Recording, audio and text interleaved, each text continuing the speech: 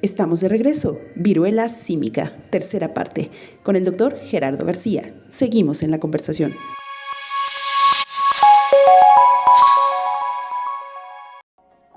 Bienvenidos una vez más a Ginecomex. Vamos a continuar con este video y vamos a hablar del diagnóstico y la evaluación de la enfermedad de viruela del simio, monkeypox o viruela símica, ¿vale?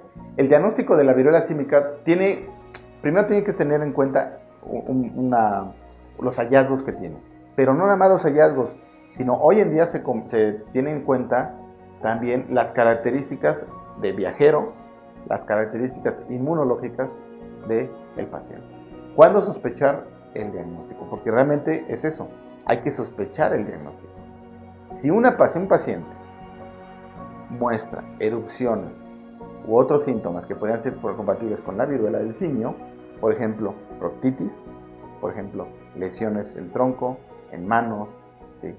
Por ejemplo, lesiones en faringe, y además de eso, tiene que tener factores de riesgo epidemiológico. Por ejemplo, un contacto cercano o íntimo con una persona que haya tenido viruela símica, sospechosa o confirmada, ¿sí?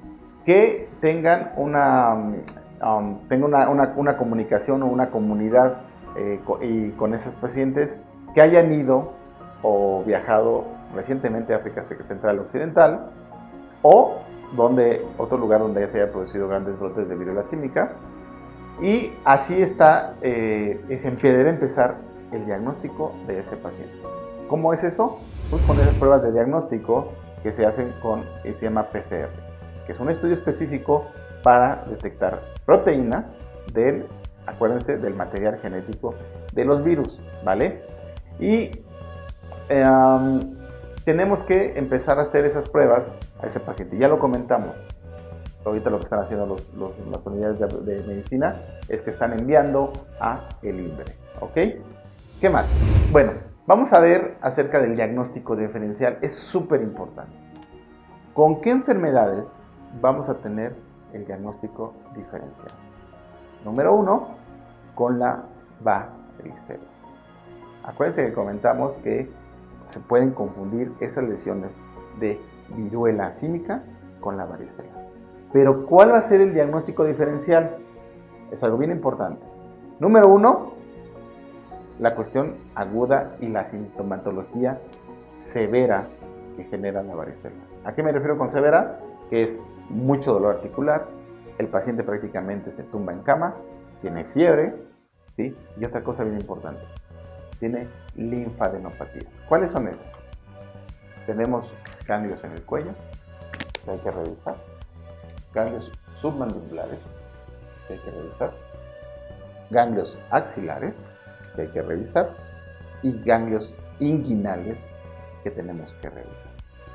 Si una paciente o un paciente, y sobre todo que la varicela, por ejemplo, aparece más bien en edades de jóvenes o niños, ¿sí? Pero si tenemos un paciente adulto con datos o con lesiones y que además tenga linfadenopatías o ganglios aumentados de tamaño, en las regiones donde ya comentamos, hay que pensar en que se trate más bien de una varicela y no de una viruela símica, ¿vale? ¿Qué otra lesión vamos a diagnosticar? Las lesiones por virus del herpes. Acuérdense que el virus del herpes, el herpes zóster, obviamente está relacionada con la varicela, ¿sí? Pero también hay herpes genital, ¿ok? Eso es bien importante determinar. Es fiebre, también tienen dolor, pero aquí no aparecieron precisamente con máculas, ¿sí? Se presenta el virus del herpes genital con úlceras, son úlceras y vesículas, ¿sí? Que se dan en toda el área genital y que en un momento dado hay fiebre también y son muy dolorosas, ¿vale? Hay mialgias, ¿sí? Y bueno, pues obviamente el diagnóstico diferencial que se haría con una PCR, ¿vale? ¿Qué otra enfermedad que tienes que diagnosticar o que tienes que tener un diagnóstico diferencial. El impétigo.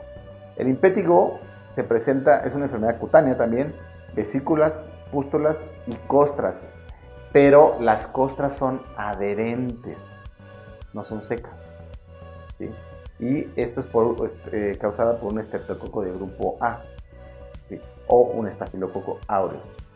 La costra dorada es lo que nos va a dar el diagnóstico diferencial entre impétigo y viruela. ¿Sí? El molusco contagioso. ¿Por qué el molusco contagioso?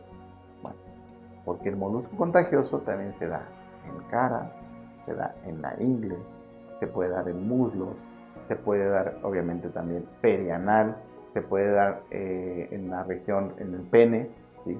En el pubis. Pero es más común y no, primero, obviamente es otro virus, ¿no? Es un poxvirus. Pero este diagnóstico este contagio es a través de la piel, contacto directo, y a través de fomites, ¿sí? Es muy relacionado con una paciente que haya ido a un jacuzzi o que haya ido a una alberca o algún balneario, ¿vale? Entonces, estos pacientes que tienen esa relación y que son pacientes que han viajado en los últimos días, aparecen estas lesiones y aparte se desarrolla, porque acuérdense que comentamos que el virus de la viruela símica, en una parte de su periodo de contagiosidad o su periodo de incubación, aparece una umbilicación, ¿sí? Que es la característica del molusco contagioso, ¿vale? Y bueno, pues obviamente otro de los diagnósticos diferenciales es con la viruela, que pues prácticamente ya está erradicada, ¿no? Pero sí hay que tener mucho cuidado con esta infección, ¿vale? Vamos a ver entonces qué recomienda la CDC y la OMS acerca de cómo protegernos, ¿sí? O qué tenemos que hacer en la prevención para la viruela símica. Primero, obviamente, tener un lugar de aislamiento para el paciente. Acuérdense que es prácticamente lo mismo que pasa con el coronavirus. Tenemos que tener o disminuir la exposición que tienen las personas con un paciente que tenga el virus de la viruela símica, ¿vale?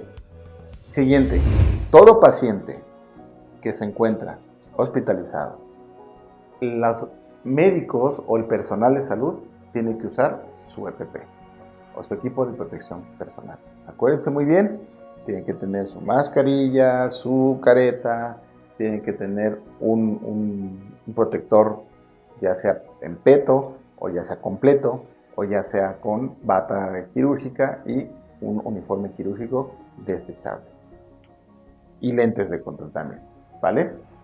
¿Qué tienes que hacer para el transporte del paciente? Igual tienes que utilizar de preferencia la unidad que usan para el transporte, por ejemplo en ambulancias, que es como un gusanito, ¿sí? Como un gusano, como una cámara hiperbárica para traslado del paciente.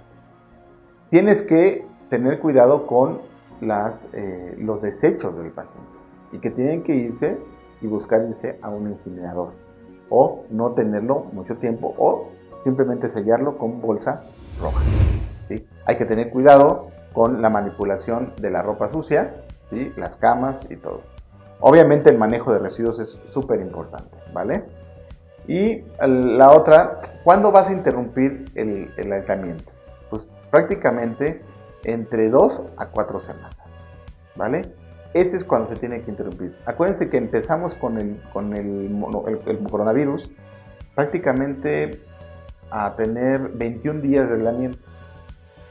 Y después ya los hospitales, ya las empresas empezaron a reducirlo a 4 días de incapacidad o de aislamiento de un paciente. En este caso, hasta ahorita, se debe de aislar de 2 a 4 semanas. Ese es cuando después se tiene que permitir al paciente salir, ¿vale? ¿Y qué tenemos que tener en cuenta? Pues lo mismo que muchas enfermedades como el coronavirus, que es que después del aislamiento tenemos que llevar control tenemos que llevar un control respiratorio, tenemos que llevar el control de las lesiones y obviamente pues seguir cuidándonos y seguir protegiendo al paciente y a las personas que estén en general alrededor de ese paciente. Y obviamente después tener un seguimiento respiratorio y tener un seguimiento de laboratorio. Es muy importante, ¿vale? Esta enfermedad es nueva. Esta enfermedad tenemos que pues buscar, seguir informándonos acerca de ella. En la relación al embarazo, no se debe lactar. Sí se ha encontrado la presencia de virus, tanto en líquido amniótico como en el recién nacido. Sin embargo, pues bueno, como todo, las pacientes embarazadas siguen siendo pacientes de riesgo alto.